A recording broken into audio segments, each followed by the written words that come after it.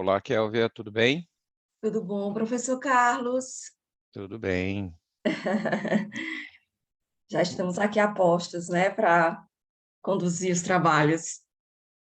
legal. Kélvia, me desculpa, você vai ser a moderadora da Eu sessão? vou ser a moderadora da sessão e só tenho o senhor como debatedor. Isso, então tá. São Então, a três trabalhos, né? nossa sessão está privilegiada, tem só 3 trabalhos, então... E eu vi que teve um que eu não sei se ele vai fazer agora a apresentação, ele não mandou, não postou a apresentação aqui. Pode ser que ele faça aqui ao vivo aqui para gente, presencial. Mas Provavelmente. não mandou a apresentação gravada. Legal. No caso, na sessão de ontem, também teve na que eu participei, também teve uma situação assim. A apresentadora do trabalho, ela mandou por e-mail, né, aqui pro moderador, o moderador foi passando a apresentação para ela, que ela não estava conseguindo compartilhar a tela dela própria, né? Ah, Então tá. tem essas duas alternativas. A primeira é ela compartilhar a pessoa compartilhar diretamente, e a segunda alternativa é ela mandar para um de nós dois e a gente poderia ir Perfeito. compartilhando para ela. Tranquilo. Ótimo. Perfeito. Você está indo pro CMEAD, está participando lá? Eu não fui ainda presencial. Não, Acho que também amanhã eu não. vou, Eu até vou ver apresentei se... um trabalho ontem, mas apresentei virtualmente, né, também. Então tô. Você é professor do Mackenzie? Não, na verdade eu sou aluno do doutorado lá no Mackenzie. Qual o doutorado? Estou fazendo PPGA em administração na linha de finanças, professora Quem? Michele Gilcar.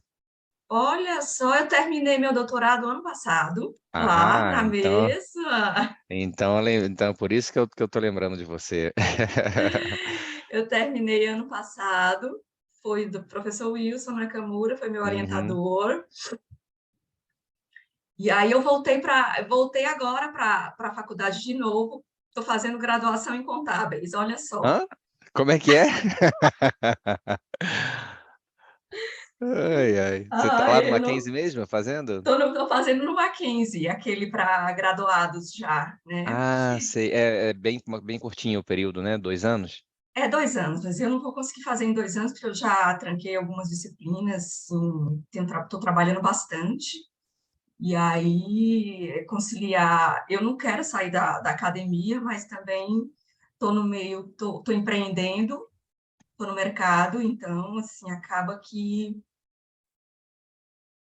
como é Mas algo que eu quero fazer para o meu consumo próprio, para aprender, porque minha formação toda é em administração, mas o professor não. Wilson me apresentou a contabilidade, a minha tese teve um viés bem contábil. Ah, e tem a cara dele, né? Fazer várias graduações. E tem a cara dele, eu fui picada pela mosca. É porque você vai agregando novas perspectivas, novos olhares, novas técnicas, né, para olhar Sim. Hoje a eu mesma entendo, demonstração. super entendo hoje quando o professor tem, quando eu vejo que ele fez contábeis, quando ele fez direito, quando ele fez isso, porque tudo tem uma conexão tão próxima uma da outra, né, que hoje eu entendo as necessidades. Ele fez direito também, né? Ele fez direito também. Caramba. E você está no primeiro ano? Como que você está já fez as disciplinas? Já voltou para qualificar. Agora no próximo semestre eu faço a qualificação, né? Ai, que bom, que bom, que bom, Então que bom, agora que bom. finalizando agora 2022 ali para eu vou adotei aquele sistema dos 3 artigos, sabe? Eu O não meu, sei o se meu foi 3 artigos, só que aí, dentre os 3 artigos, um deles era uma survey, aí como eu estava no meio da pandemia, eu não consegui fazer, puxa e, vida. e acabei ficando com 2 artigos. Aí a minha Entendi. tese foram 2 artigos, que se conversavam bastante, os dois. Na sua época ainda não tinham adaptado, ainda não tinham mudado o regulamento, né? Não tinha mudado o regulamento, então foi Foi um agora acho que bônus, você foi um grande ganho para a faculdade, né? Porque não sei se você viu, mas o nosso maior déficit na avaliação recente que teve da CAPES foi justamente a falta de publicação, a falta de parceria nas publicações entre alunos e professores. Então, você publicar com 2 artigos já foi um ganho para a faculdade, né? Aí depois disso eles adaptaram, mudaram o regulamento, e aí agora a tendência é que aumente aí a publicação, no quantidade, né? eu até acho que minha tese dá para bem mais 2, gente. Tem mais de 2 artigos para mim publicar ainda, que olha, tá difícil o time. Entendi. Mas você é daqui de São Paulo? Na verdade eu sou do Rio, né? Eu sou do Rio, mas Pois é, eu moro em São estou Paulo. notando o sotaque carioca, e aí Eu trabalho em São Paulo desde 2007 já, então já paulistei. eu também, eu sou cearense e paulistei aqui então eu estou mais tempo que você. Eu estou aqui, não, eu cheguei aqui em 2016, Nossa, 2015, 2016, cheguei em 2016, não estou aqui há pouco tempo, mas já entendi. paulistei também, É, São Paulo é a grande mãe, né? não é? Recebe bem quem Ah, chega.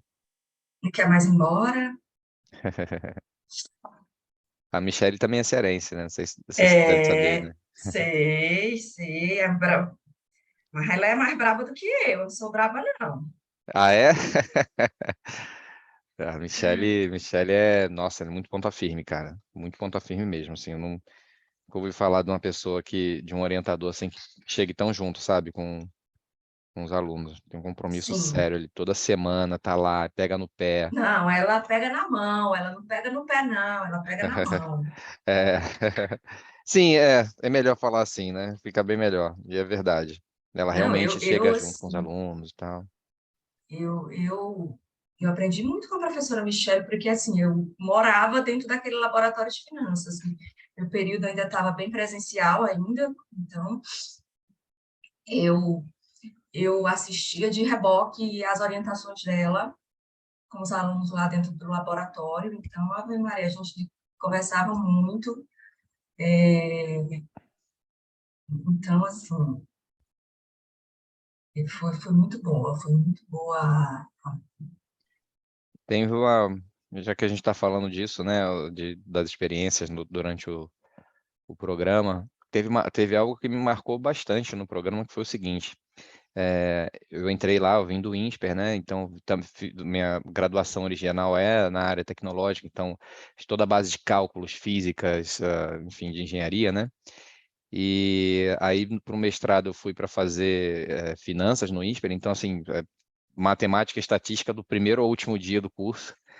E aí, quando eu fui para o Mackenzie, também fui para fazer em finanças, mas ali tinha a parte de mais humanas, né? Ali na teoria organizacional, a outra que era, bom, é outra de teorização também. Processos, tem.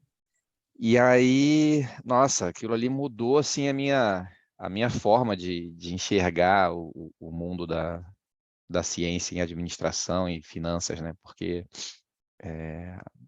de fato, quando você vai para essa lente positivista de só fazer Ou eu regressão e tive, eu tal. tive dificuldade nessas disciplinas. Com a professora Malu, eu quase piro, porque como nós somos extremamente, assim, também toda a minha formação, vim de banco, da área financeira, então aquilo ali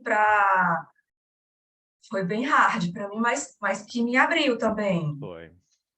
Então essa para mim foi o grande diferencial do Mackenzie, sabe? De você ganhar um olhar humano para as organizações. Então você não deixa de olhar para os números, que é o que a gente faz em finanças, mas você começa a olhar não só para a estrutura da empresa, mas você olha para a sociedade como um todo, né? E você olha dos seres humanos, porque afinal de contas, né, a empresa é um fenômeno humano, É o fenômeno, isso. a moeda é um fenômeno humano, o governo é um Humana. fenômeno humano, tudo isso são fenômenos humanos. E quando a gente usa as técnicas e metodologias tradicionais das ciências naturais, a gente naturalmente vai esbarrar com limitações, né? Então, acho que elas se complementam bem. E para mim foi uma abertura de mente, Ai, assim, que né? bom. E você está ensinando em algum local? Ou você tá dedicado exclusivo ao doutorado? Então, nesse momento, eu dei uma pausa na carreira para focar no doutorado mesmo, né? Então, a partir de janeiro, eu vou fazer estágio doutoral no exterior e Opa, você está indo para onde? para a Eslovênia. Uau, que É, maravilha! aí eu vou para passar um ano. E aí, depois desse um ano, eu volto, preparo ali a finalização da defesa e tal. E aí, depois disso, eu volto para o mercado, né, de trabalho. E Ai, que bom, vamos que ver o que, maravilha! que a vida nos reserva aí, né? Sim. Ah, eu quis muito. Eu não consegui fazer um estágio doutoral fora, eu fiz um estágio só científico de 3 meses, no mínimo, mas acabei nem fiz virtual, não consegui ir, porque foi no meio da pandemia. E aí, mas eu queria ter ido Entendi, presencialmente. mas constou que você teve com orientação, tudo. É, custou mais ou menos. Longos estresse, Mas só de você mas ter a experiência de interagir com um professor de outra universidade, sim, sim, ele me orientou, sim, sim. que é outra cultura universitária também. Olá, bom dia, Lízia, seja bem-vinda. Bom dia, tudo bem? Bom Vocês dia, conseguem me Li. escutar? Estamos, Sim, escutamos sim. bem. Ah, que bom. São 3 minutinhos. Falta 2 minutinhos, né, para começar. Sim. Ok, Kelvin, só me tira uma dúvida, por gentileza. Hum. Você está com acesso aos nomes dos apresentadores dos artigos? Estou. Tá. Então, eu tô só no meu link aqui só aparece os textos dos artigos, não aparece os nomes dos autores. Eu A vou tua pedir, ordem aí tá qual, ó, o Carlos? para mim tá aqui, ó, deslistagem voluntária, depois Que é vem que é dívida a Liz, pública, que é a da Lísia, já. e aí o segundo é a dívida pública, Sim, e por fim aí, é o de fusões e aquisições. perfeito. No meu Esse estava ter... a ordem diferente, a minha era a terceira apresentação. Pois é, eu também estou vendo, a minha estava primeiro dívida pública, depois fusões e aquisições, e, por último, a deslistagem voluntária. É, o meu estava como terceiro. Ah, mas aí eu acho que também, se tiver todo mundo aqui, não. É, É, só a minha sugestão é que, assim, a experiência de ontem, né? Vai, Eu deixaria o que não tem o vídeo, eu deixaria por último. perfeito. Mas os dois ah, primeiros, Que é fusões e aquisições. isso. Então, o primeiro, então, seria o da dívida pública, certo? dívida pública, é. Tá, deixa eu abrir o videozinho dele e já compartilhar. Você já está fazendo isso? Eu tinha posto isso aqui na minha área. Que bom.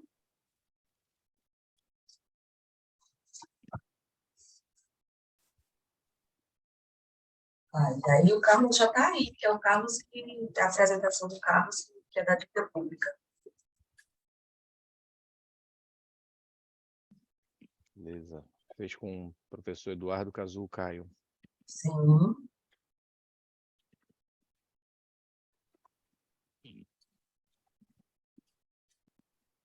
Vou botar aqui.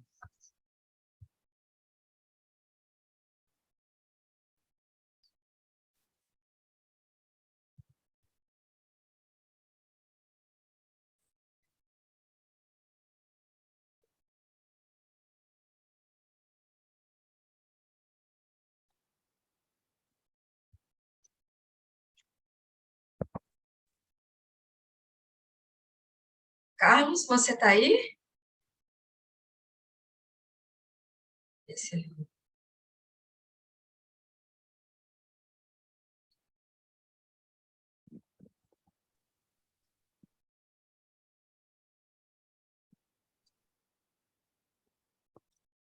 Carlos, eu acho que eu vou fazer o ritual inicial para iniciar a sessão, tá? Mas ele confirmou, Cadê ele professora? aqui?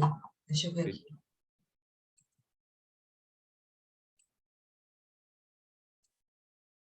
Quando você chamou Carlos, eu achei que você estava falando com ele. Eu estou tentando. É isso mesmo. Cadê aqui? Temos dois Carlos. Ele ainda está sem áudio. Ah, tá conectando. Tá conectando Tá. áudio. Agora parece que conectou. Oi, Carlos, você já está conseguindo ouvir a gente?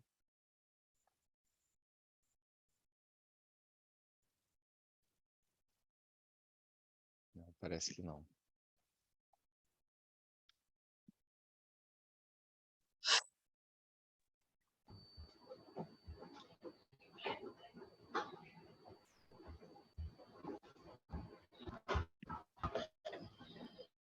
Estão me ouvindo? Agora sim. Opa, sim. Ah, vou obrigado, Rafael, desculpa. Tá.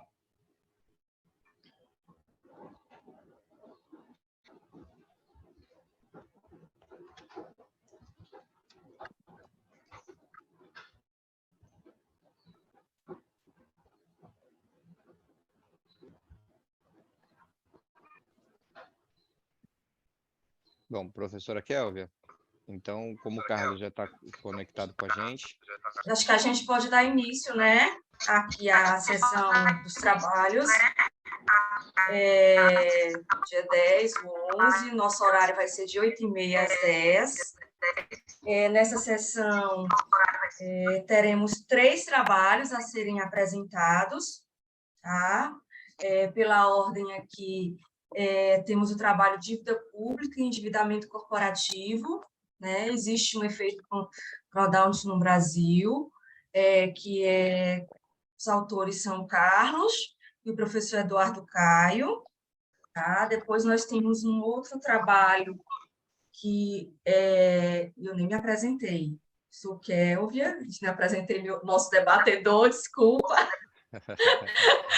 Carlos Henrique, tá? Nós vamos estar juntos aqui, moderando e debatendo esses 3 artigos, esses 3 trabalhos aqui super interessantes na área de estrutura de capital. O próximo vai ser análise do histórico de fusões e aquisições no setor de saúde, onde nós teremos 5 autores. E, por último, a deslistagem voluntária, um estudo sobre a saída das empresas da B3, tá? Que Lísia, acho que vai fazer a apresentação. Então, a sessão está aberta, eu acho que a gente já pode colocar a apresentação do Carlos aí, sobre dívida pública. Se eu quiser falar alguma coisa, Carlos, fique à vontade. Bom dia a todos, prazer estar aqui com vocês. Meu papel na função aqui é auxiliar a professora Kélvia, e eu vou estar aqui mais no controle do tempo, né? Mas a gente deu sorte aqui de conseguir uma sessão que está mais tranquila, com menos apresentações, fica um pouquinho menos corrido, tá bom? Vocês estão vendo a minha tela, certo? Legal. Então vamos começar aqui com a apresentação do Carlos, e depois a gente passa para a parte dos debates.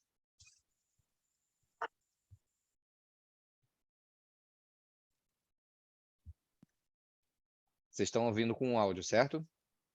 Não, Eita, gente, agora pegou para mim não. agora. Como é que eu faço para fazer o compartilhamento do som? Você sabe, professora Kélvia? Eu não te ouço, não, tá mudo. Você quer que eu tente botar o meu compartilhamento? Porque eu também já estou com ela aberta aqui. Tá, então vou interromper o meu compartilhamento aqui. Perfeito.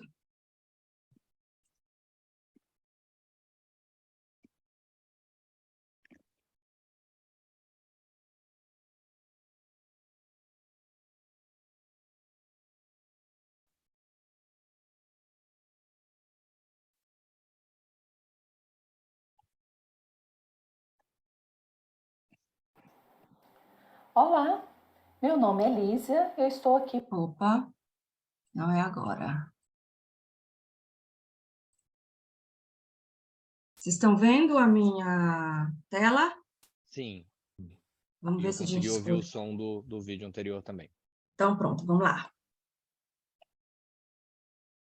Olá pessoal, meu nome é Carlos e sou aluno formado no mestrado em administração na FEA USP, na linha de finanças, e o objetivo do momento aqui é apresentar o trabalho sobre dívida pública de nível corporativo, que basicamente ele decorre do trabalho da minha dissertação de trabalho, da minha dissertação de mestrado, que foi apresentado no começo do ano, sob orientação aqui do professor Eduardo Caio.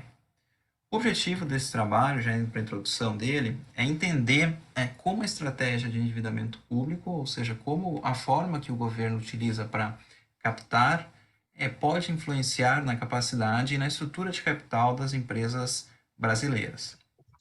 Para a gente entender um pouco melhor sobre essa relação, a gente pesquisou e partiu de 3 grandes linhas de pesquisa na literatura. A primeira delas é relacionada a estratégias de gestão da dívida pública, ou seja, qual o melhor instrumento, qual o melhor prazo, qual a melhor estratégia de rolagem, por exemplo, de um título. Quando o governo precisa ir ao mercado captar, ele também tem que a gente precisa estudar como é que o mercado, como é que são as regras e o comportamento do mercado. Basicamente aqui a gente tem toda a literatura relacionada a mercados segmentados que tratam sobre a capacidade limitada de absorção dos participantes. Participantes aqui são um conceito mais amplo, todos os players, todos os agentes que possuem um superávit, ou seja, fundos de pensão, fundos de investimento, bancos, etc. Todos eles aqui são ofertantes de recursos. E por último, toda a parte relacionada à estrutura de capital, a literatura que trata dos diferentes modelos, diferentes incentivos e como é que isso se relaciona. Tradicionalmente, a linha de pesquisa sobre estrutura de capital procura olhar fatores relacionados ao nível da firma, né, ou seja, tributos, risco de falência, agency, basicamente teorias trade-off, pecking order, eventuais impactos da regulação e requerimentos de capital, e por último, fatores macro, como taxa de juros, PIB, inflação, câmbio, etc.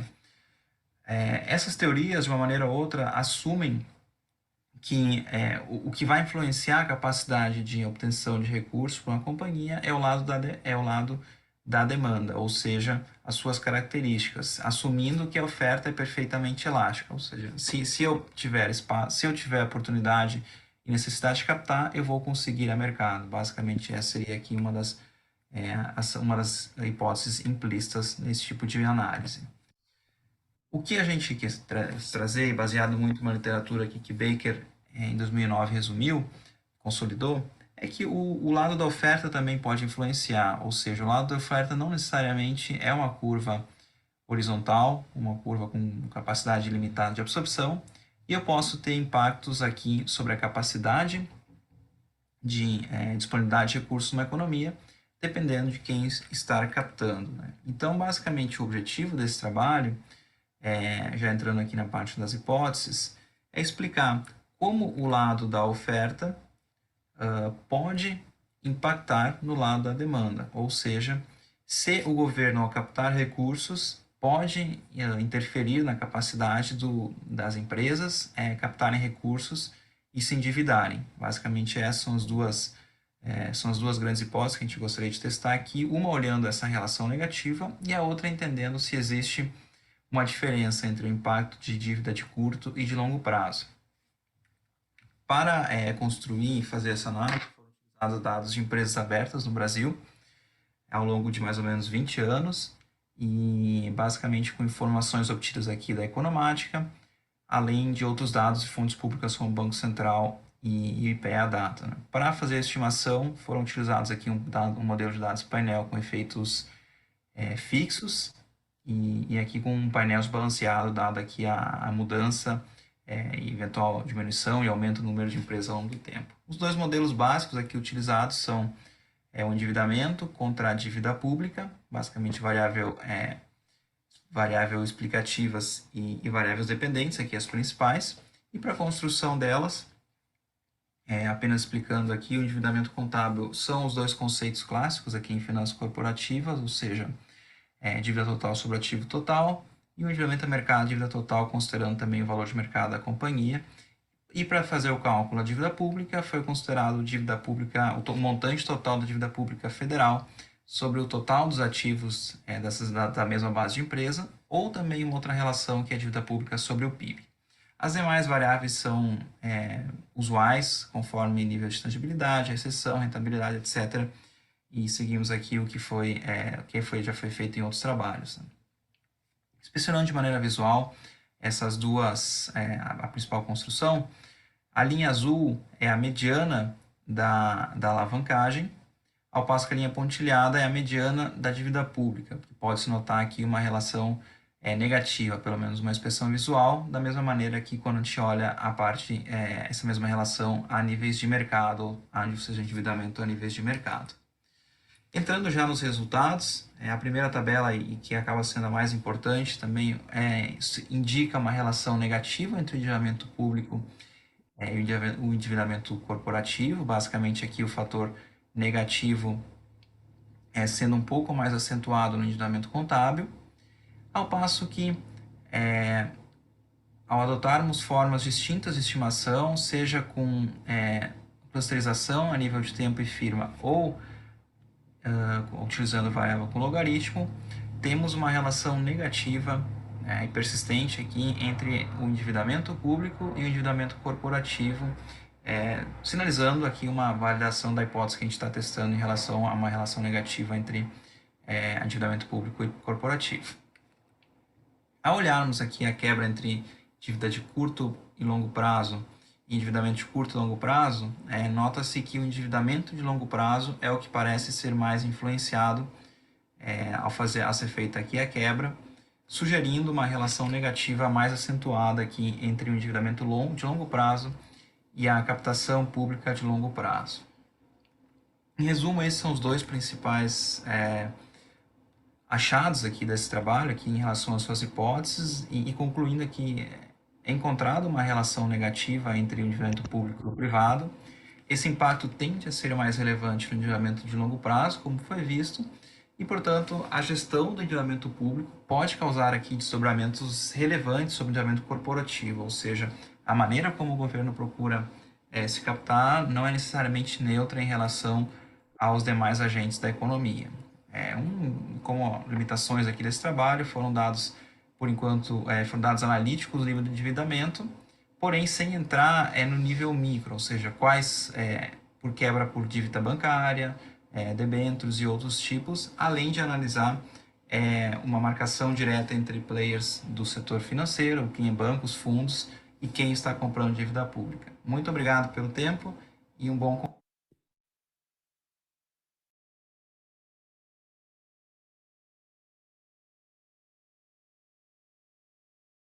Pronto, terminamos a apresentação do Carlos. Professor, eu não sei se nas outras sessões as considerações ficam, a gente pode fazer a discussão já do artigo dele, eu acho que fica melhor, já que a gente tem tempo. Sim, agora a gente teria 8 minutos para as discussões, né? E depois complementaria no final. Bom, eu achei muito interessante o seu artigo, Carlos, parabéns. Eu queria fazer uma pergunta para você aqui do ponto de vista mais amplo, né? Tem como coautor o professor Eduardo Caio, não tem como ser um artigo sem um primor técnico de excelência, né? Eu senti falta no seu artigo de uma visão de futuro, né? O que você espera como sugestão de estudos futuros? Como você acha que pode evoluir esse estudo? Você está no mudo, Carlos. Boa, obrigado. Obrigado, Carlos, pela consideração. Eu acho que viu só para... Não, depois que o professor Carlos falar, porque eu também tenho algumas ponderações e acho que vai bem em cima dessa sua ponderação em relação aos estudos futuros, que era em relação, assim, que impacto isso poderia ter, essa relação, para efeito de políticas públicas mesmo, de governo, essa responsabilidade das empresas. Então, eu senti que você tem mais trabalho aí à frente a fazer com esse... Já deu uma entrada para novos trabalhos futuros. Legal, bom, obrigado, pessoal, acho Kelvin e Carlos, pelas considerações, né?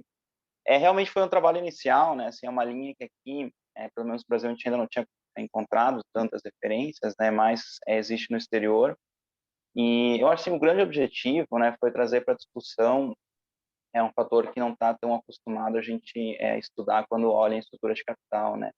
Normalmente a gente pensa muito em fatores aí pelo lado do demandante, né, ou seja, características da companhia, sendo que a gente tem aqui, eu acho que no Brasil, características que influenciam muito o nosso lado da oferta, né? E por quê?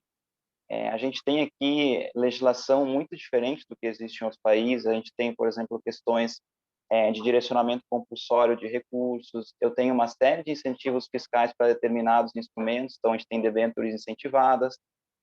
Agentes externos podem comprar títulos públicos aqui, ou seja, estrangeiro pode comprar título brasileiro sem pagar imposto de renda, ao passo que títulos privados têm que pagar imposto de renda. Então, eu acho que é um campo muito grande aqui para ser pesquisado, né? E daí, quando a gente pensa em próximos passos, eu acho que o grande ponto aqui inicial da dissertação foi a gente trazer um pouco mais visão da literatura e fazer um primeiro teste, né?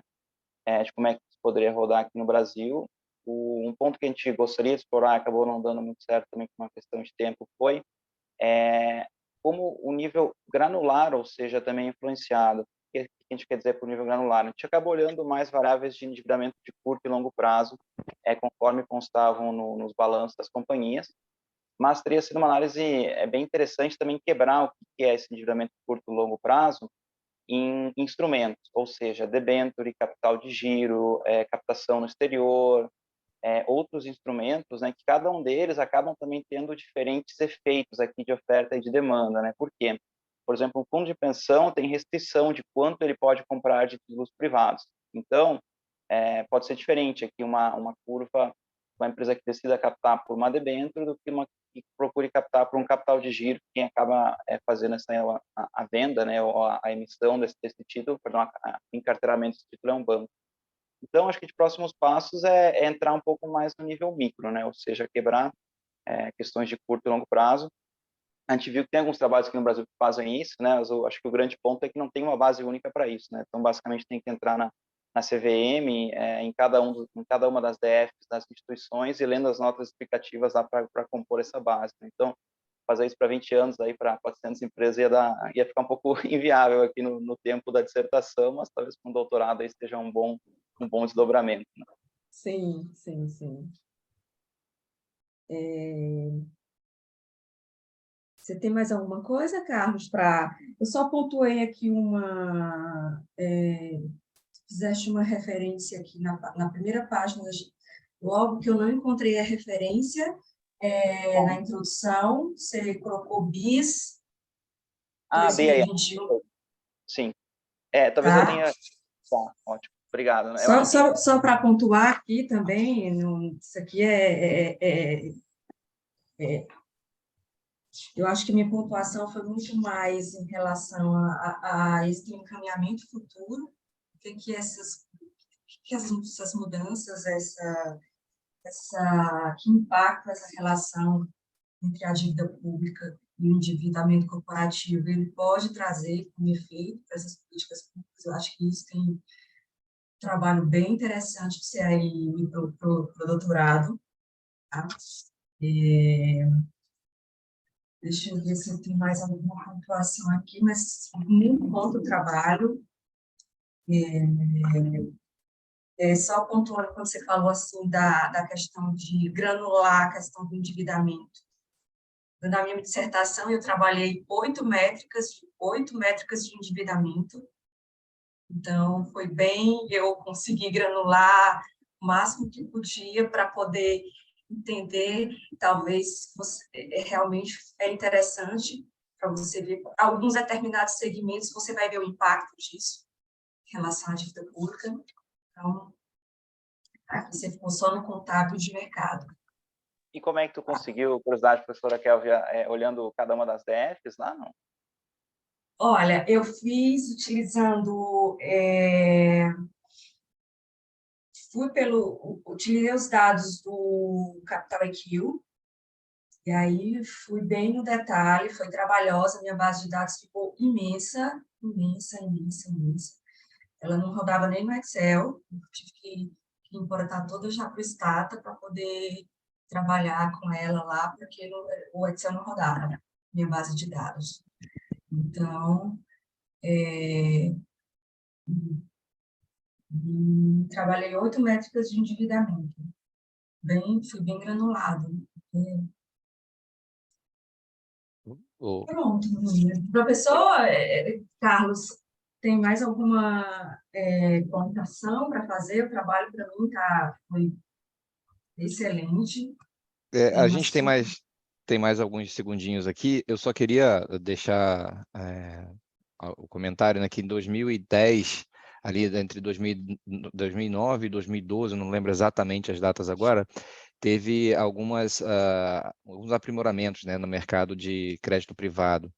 Então, seria interessante, se você conseguir esse nível de detalhes, né, fazer essa divisão, se isso teve alguma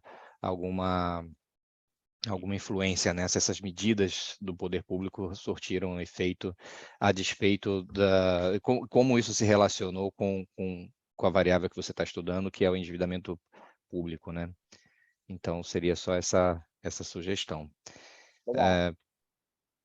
Professora Kélvia, então, os 8 minutos aqui no trabalho do Carlos, eles já encerraram? Se a senhora quiser seguir para o próximo trabalho. E aí a gente Vou dar só vou dar mais uma dica de futura aqui para o Carlos, tá? Acho que também, quando você for mensurar esses impactos nas políticas públicas, mensurar o impacto também na vida das pessoas, na sociedade, o que isso, de fato, essas empresas podem, tá? São coisas que eu identifiquei que o teu trabalho daria para seguir futuramente. Perfeito. Parabéns pelo trabalho, Carlos. Tá? Vamos para o próximo trabalho, que seria análise do histórico de fusões e aquisições. Eu não estou vendo aqui os participantes, e eles nem fizeram postaram a apresentação, então acho que a gente já pode seguir para outro trabalho da Lísia, que é a deslistagem voluntária, tá? Um estudo sobre a saída das empresas da B3. Até antes de começar, eu queria parabenizar, porque eu achei o trabalho muito bom, viu, Lísia? Vocês estão de parabéns, bom trabalho.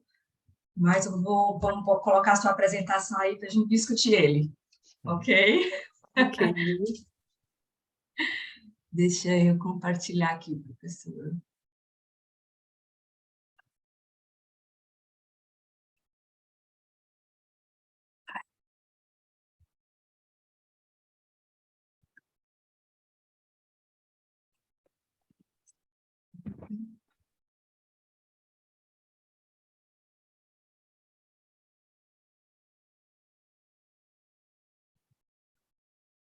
Mas eu apoio aqui nesse...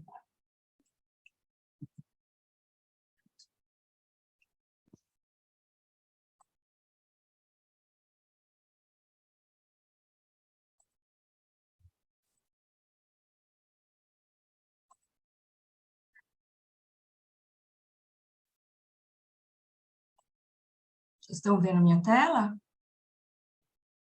Sim.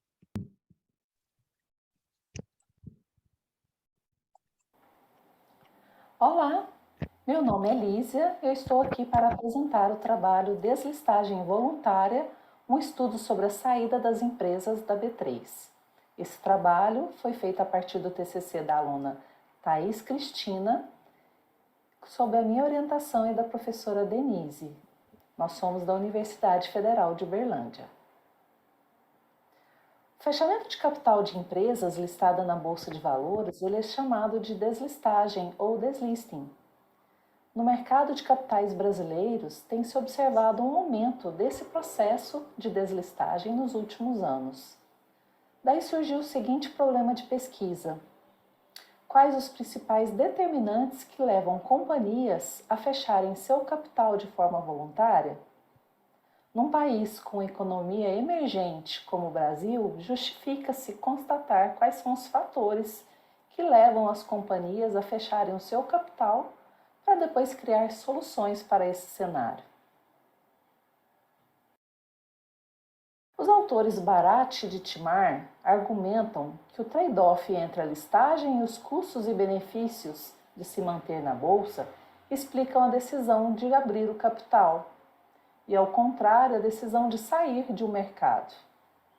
Para Ed Júnior e Warnett, em 2005, a investigação sobre esse exemplo de cancelamento se fundamenta pela análise das características relacionadas à companhia. Caritou, Loucas e Vaféias, em 2007, relacionaram as práticas de governança corporativa com a deslistagem voluntária, destacando que o Conselho de Administração, como tomador de decisão, pode analisar as condições de permanência da empresa na Bolsa de Valores. No Brasil, Bortolom e Silva Júnior, em 2015, demonstraram que se as práticas de governança corporativas forem mais avançadas, as companhias brasileiras têm menor chance de fechar o seu capital na Bolsa. Observa-se estudos ao redor do mundo sobre os custos de se manterem listadas. Quando esses custos sobem e as empresas percebem a redução dos benefícios de se manterem no mercado aberto, elas optam pela deslistagem de forma voluntária. A amostra do estudo ela é composta por todas as empresas listadas na B3, que optaram por processo de fechar o capital de forma voluntária no período de 2015 até agosto de 2021. Houve 224 cancelamentos de registros, sendo 141 de forma voluntária, ou seja, 63%. A amostra final, após ajustes e exclusões, principalmente das empresas financeiras, sobrou 74 companhias. Foi utilizada como modelo para analisar os determinantes que levaram as companhias a cancelar os seus registros, a regressão logística em painel. E foram analisadas as variáveis endividamento, liquidez da ação, fluxo de caixa livre, variação do investimento, EBITDA, retorno sobre o ativo, dividendos pagos, alavancagem financeira, crescimento das vendas, mark to book, tamanho da companhia. Todas essas variáveis de acordo com estudos anteriores. Como resultado, no período da deslistagem, as variáveis que se mostraram estatisticamente significantes foram EBITDA, crescimento das vendas e o tamanho da companhia, classificando corretamente 71,17% das observações. Mas também foi feito mais 2 cenários, com defasagem de 1 ano e com defasagem de 2 anos. Nesses cenários, as variáveis crescimento das vendas e tamanho da companhia foram as que apresentaram significantes estatisticamente. Na defasagem de 1 ano, elas foram capazes de classificar corretamente quase 74% das observações. Com a defasagem de 2 anos, quase 80% das observações. Todas as demais variáveis, elas não apresentaram relação significativa com o fechamento da companhia, de capital da companhia no mercado de ações. Como conclusão, os resultados demonstraram que o EBITDA, apenas no tempo presente, e o crescimento das vendas e o tamanho para todos os modelos se mostraram estatisticamente significantes, sendo assim capazes de explicar o evento da deslistagem voluntária da empresa. O sinal positivo do EBITDA e do crescimento de vendas indica que, apesar de um aumento no lucro no ano da deslistagem, ou de um crescimento das vendas, não foram capazes de evitar esse cancelamento voluntário. Já o sinal negativo do tamanho da empresa mostra que a associação ela é inversa, sugerindo que empresas menores têm maior chance de fechar o capital. Como sugestão de pesquisa, deve-se analisar empresas que se deslistaram no período da pandemia e quais foram os fatores determinantes, se os custos para se manter foram altos, se a companhia teve ações desvalorizadas ou se não precisou do mercado como fonte de financiamento. Temos aqui algumas referências, as demais estão lá no trabalho completo. Agradecemos pelo SEMEAD pela essa aprovação e de estar aqui apresentando esse trabalho. Toda honra e glória ao nosso Senhor. E aqui um versículo que eu gosto muito, Salmos 23:1. O Senhor é meu pastor e nada me faltará. Fiquem com Deus e até uma próxima oportunidade.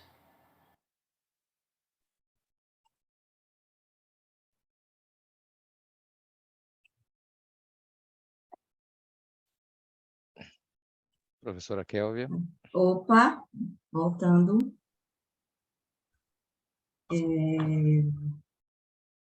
Você quer começar, professor? Carlos, fazendo suas ponderações, eu tenho também algumas aqui. Tá bom, professora.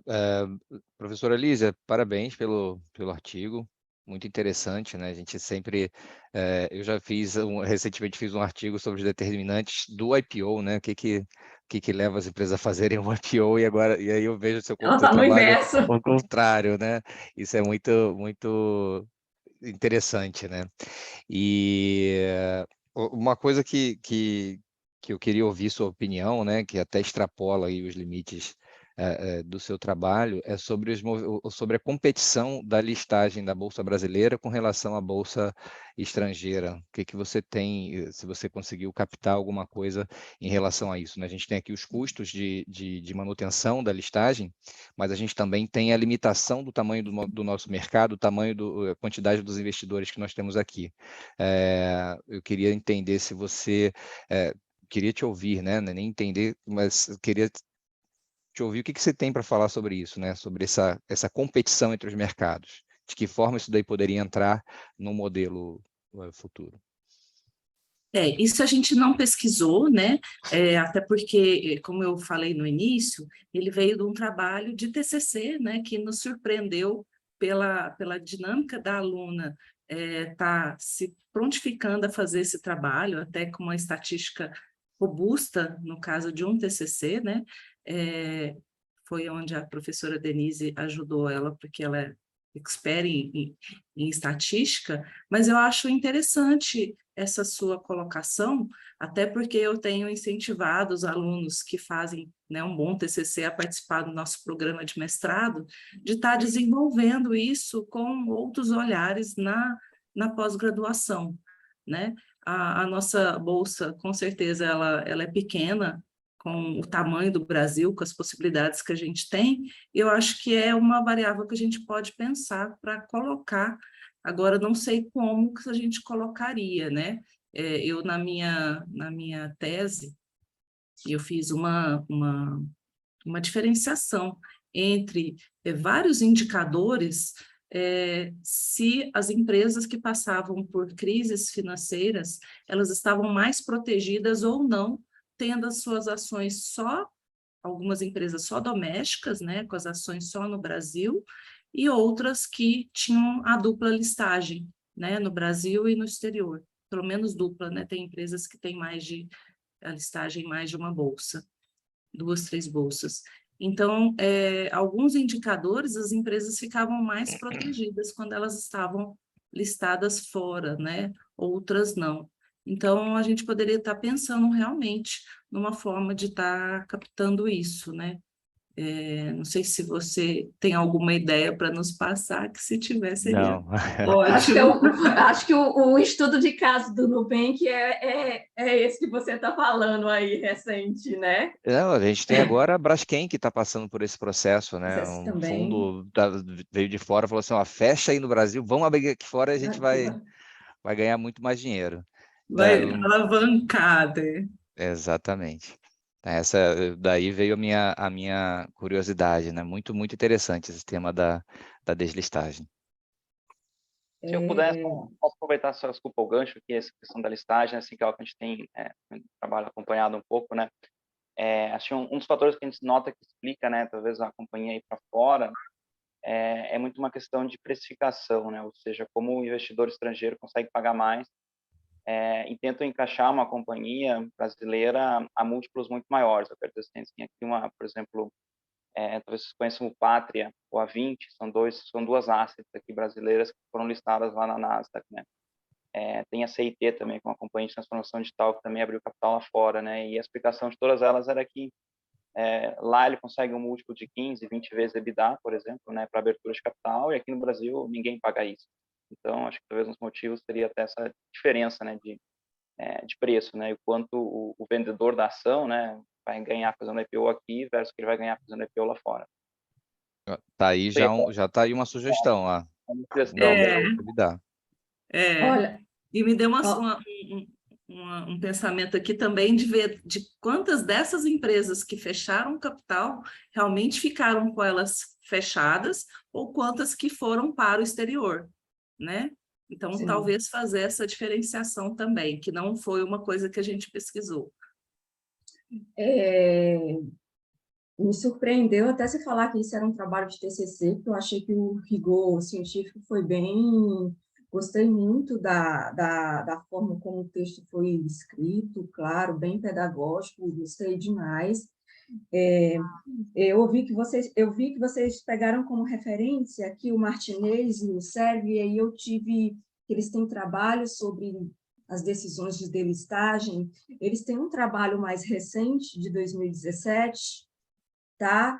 Que ele começa a analisar alguns impactos em 3 construtos aqui que eu achei que seria interessante para dar continuidade a esse trabalho de vocês, para que ele mensura o impacto sobre essa deslistagem na riqueza do acionista, né? Porque que é que isso pode levar, se essa deslistagem voluntária ela pode ter esse impacto nessa riqueza do acionista. Um outro ponto foi sobre a governança corporativa da organização, que impacto isso teria, tá? E o benefício fiscal disso, tá? Dessa deslistagem. Então, esse novo trabalho dele, vocês citam o primeiro trabalho dele, mas ele, nesse segundo, ele avança mais nesses 3 construtos aqui que eu acho que vocês poderiam trazer aqui para o Brasil para a gente entender um pouco mais o impacto dessas empresas que pedem o desligamento voluntário. Então, é Martinez e Sérgio, 2017? 2017. Tá, vou procurar. Pronto, ele faz um avanço do primeiro trabalho dele em relação a isso. Então, vocês poderiam já ir para a aluna já buscar esse trabalho mais Eu fiquei bem curiosa e eu fui ver o trabalho dele e aí vi que ele tinha avançado já nessas análises mais aprofundadas. Mas, no geral, o trabalho está muito bom, eu acho que é um tema que está em voga aí, como a gente diz, quentíssimo, as empresas grandes, como o Braskem, como o Nubank, que estão aí nesse movimento. Eu estava lembrando aqui agora, eu fiz uma visita na Souza Cruz, deve ter uns 4, 5 anos atrás, né? A Souza Cruz tem uma fábrica aqui na minha cidade, que é Uberlândia, Minas Gerais, que é a maior fábrica de cigarros do mundo, né? E a gente fez uma visita lá quando eles estavam justamente finalizando esse processo da saída da Bolsa, E, na época, a gente perguntou, fizemos alguns questionamentos lá na Souza Cruz de por que ela estava fechando o capital, né? E aí o CEO lá nos falou que a Souza Cruz ela é uma empresa altamente lucrativa, ela é uma empresa que o seu fluxo de caixa é excelente e que ela não dependia da Bolsa. Eles também falaram que distribuía, na época, mais de 90% do lucro na forma de dividendos e que não dependia da Bolsa, e que a Bolsa tem custos altíssimos para, né, prestar contas aí para os acionistas, principalmente os acionistas minoritários, né, e que eles poderiam ficar somente com os acionistas majoritários e aqueles que não quisessem vender as ações ali na Bolsa no momento que foram disponibilizadas para comprar essas ações, e que não valia a pena para ela, apesar de ser uma grande empresa internacional, né, com uma fábrica gigante, não era interessante se manter, né? Então, talvez também estratificar essa amostra em vários, né, tipos de deslistagem seria interessante, nesse sentido de captar esse tipo de empresa que, no nosso estudo aí, foram verificadas que as empresas menores são mais suscetíveis a deslistarem. Nesse caso não é o real, né? A Souza Cruz é gigante, não precisa, tem dinheiro, tem tanto lucro quanto caixa. Às vezes vai cair nesse impacto aí da questão da governança corporativa, né? De ser as empresas que estão realmente listadas na Bolsa, elas precisam ter uma governança muito mais rigorosa, transparente, tem muitos relatórios, então, assim, os acionistas, de fato, eles precisam saber. Então, acho que é um dos pontos que depois você vê nesse outro artigo, ele ressalta, né, que é o que pode estar levando isso também para esse desligamento. Sim, sim. Eu acho que é um tema que dá ainda muito pano para manga para ser estudado, né? Nosso país ainda tem muitas opções aí que a gente pode estar auxiliando o mercado para entender o que é que acontece para aumentar o número das empresas e não diminuir, né? Sim. Exatamente, exatamente. Professora Kélvia, a gente passou um pouquinho aqui dos 8 minutos, mas como faltou o terceiro trabalho, né, acabou que a gente ficou com um pouquinho mais de tempo. Por causa disso, eu queria também fazer um comentário, né, caso vocês aí na UFO, vocês resolvam seguir com esse trabalho, né, seja com essa aluna lá no mestrado, vocês fizeram essa abordagem mais quantitativa, né, mas também existe a possibilidade de vocês fazerem análises de outras formas, né? Vocês conseguem fazer análise dos prospectos das OPAs, vocês conseguem entrevistar os CFOs das empresas que passaram por esse processo de deslistagem, e é o que eu comentava com a Kélvia no início, antes de vocês entrarem aqui, né? A empresa, ela é um fenômeno humano, né? Então ela passa por processos de decisões e tal. Então, por mais que a gente olhe aqui, faça as econometrias, no final tem um processo de decisão que está por trás de cada uma dessas empresas, né? E se vocês conseguissem trazer essa visão de quem está por trás, também seria muito enriquecedor. Um olhar qualitativo, né? Um olhar Exato. bem Exatamente. interessante. Bem pensado. Aí, um estudo de casa aí, temos empresas recentes, que são grandes, que dá para fazer um estudo de casa, que você pode fazer uma análise qualitativa dessa tomada de decisão. É claro, tem muita coisa por trás, talvez que não vai ser revelada mais. Mas tem o que está expresso ali no o que está expresso aí nos prospectos, dá para pegar, é isso. Olha, eu creio que a próxima equipe que poderia estar apresentando o próximo trabalho não apareceu até agora. Eu acho que não vai vir. O Johnny, não é o Johnny não, né? Não é o Johnny, não. Não. Eu vou fazer o seguinte, então, só para não tirar a oportunidade das pessoas apresentarem o trabalho, eu vou perguntar aqui para o supervisor aqui do grupo, como a gente poderia proceder aqui. Mas fica a seu critério, professora Kelvia, de Não, repente... se você quiser perguntar, eu estou com o meu tempo à disposição para receber eles para fazerem a apresentação, sem nenhum problema.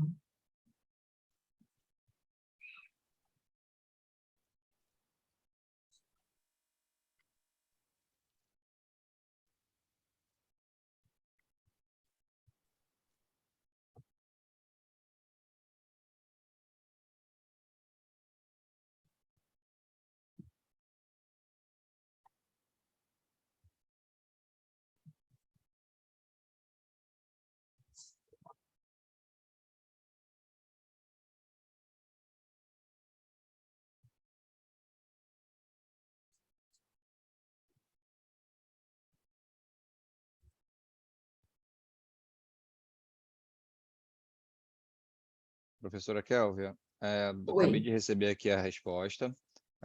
Ele falou para só deixar registrado, né? Eu vou ter que fazer um relatório aqui, que aí eu vou informar que não, eu tenho que preencher agora um formulário de tudo que aconteceu, que ocorreu na nossa sessão, e aí eu vou colocar isso, deixar registrado. A senhora está com o link aí da avaliação da Eu vou sessão? mandar, eu vou colocar aqui no chat, só um minutinho. Enquanto isso, pessoal, só queria mais uma vez agradecer a vocês por terem enviado aí os trabalhos para o SEMEAD, né? É sempre uma honra receber trabalhos dessa qualidade e agradecer até pela interação amistosa que todos tivemos aqui, né? Entre os apresentadores do trabalho, que também fizeram questão de participar. Então, é sempre enriquecedor, né? Eu sou aluno ainda do doutorado e estou aqui, tô aprendendo aqui junto com vocês. Tá? Obrigado pela oportunidade. É um aprendizado muito bom, é uma troca muito, muito boa. A gente vê trabalhos e poder trocar nossas experiências, nossos trabalhos. Você fez um que foi o inverso do da Lísia e bem interessante. Se vocês puderem fazer a avaliação da sessão, tá? Também depois vocês podem entrar na sessão de network, eu vou colocar também aqui o link.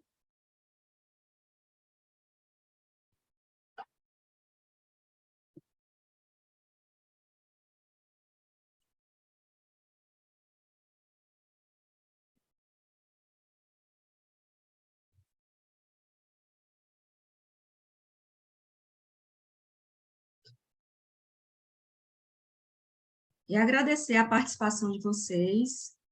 Vamos fazer mais artigos para o próximo SEMEAD. As universidades precisam, nós precisamos pesquisar.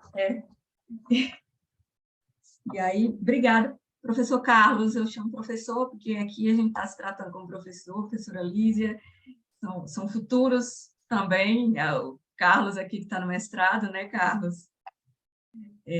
Só quero agradecer a oportunidade aqui de poder moderar essa sessão, e que no próximo ano a gente se encontre em novos trabalhos. Com certeza. Um abraço, pessoal. Valeu, um abraço, pessoal. gente. Obrigada. Parabéns aí pelos trabalhos. Obrigado. Tchau. Tchau. Tchau, tchau. Tchau, com Deus. Até mais. Vocês conseguiram pegar aí o link da avaliação, tá? Tá bom, Vocês consegui. Deu Tá certo. ótimo. Tá Obrigado. bom, obrigada. Tchau, Falou. Carlos. Tchau, tchau. Tchau, Tchau, Kelvia. tchau. Carlos ao quadrado, né? Tchau. Tchau, tchau. Tchau. Tchau.